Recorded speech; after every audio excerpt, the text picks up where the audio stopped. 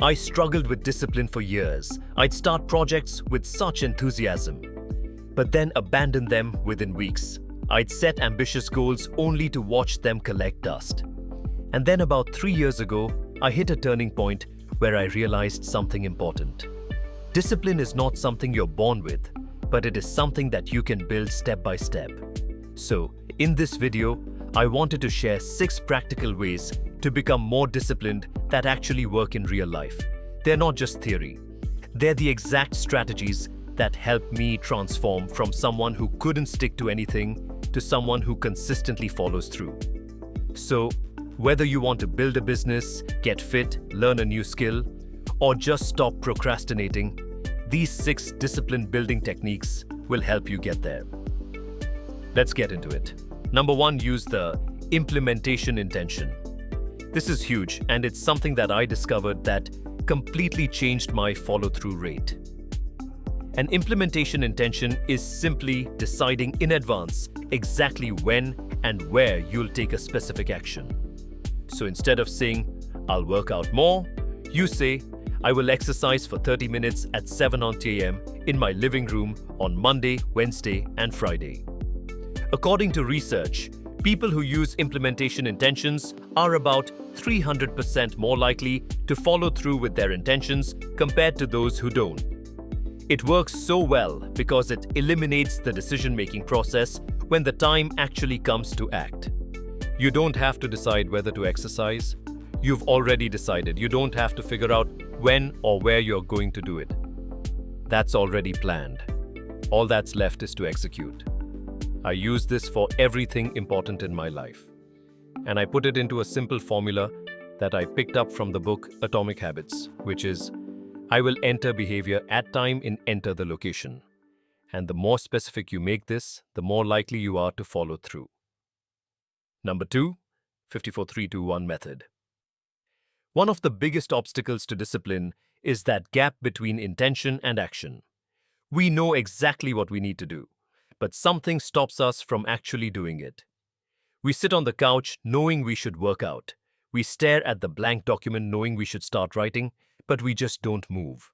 And that is where the 5-4-3-2-1 method that I learned about from Mel Robbins' work changed so much for me. It's ridiculously simple. When you feel a resistance in doing something, you count backwards from 5 to 1. And then as soon as you hit 1, you take the physical action. You don't overthink, you don't debate it, you just hit 1 and you move.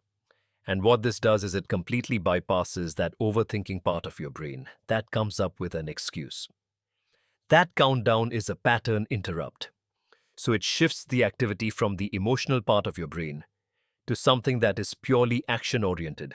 And it's like a mental reset that just cuts through the hesitation. I use this for everything, for getting out of bed, without hitting snooze, for doing difficult work tasks, even to record YouTube videos.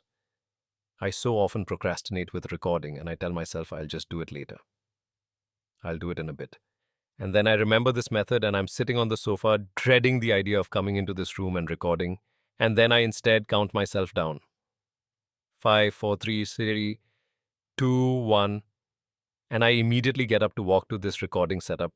I can't even talk myself out of it because my body is already moving. The key is that you must take physical action the moment you hit 1 with no exceptions.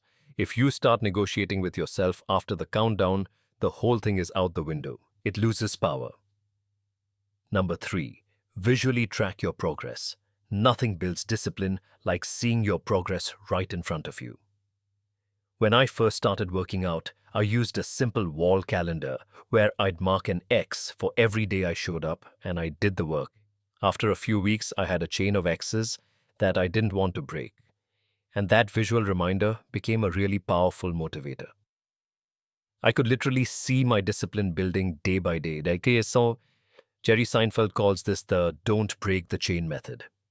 And he used it to write jokes every day. And it helped him become one of the most successful comedians of all time. You can track almost anything.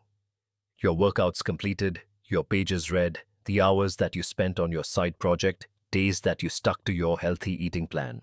The key is to just make it visible. Put it somewhere where you'll see it multiple times a day, because there's something deeply satisfying about just marking off another successful day. And when you have a rough day, which we all do, that visual reminder of how far you've come can be just the thing or just the push that you need to overcome that day and to keep going.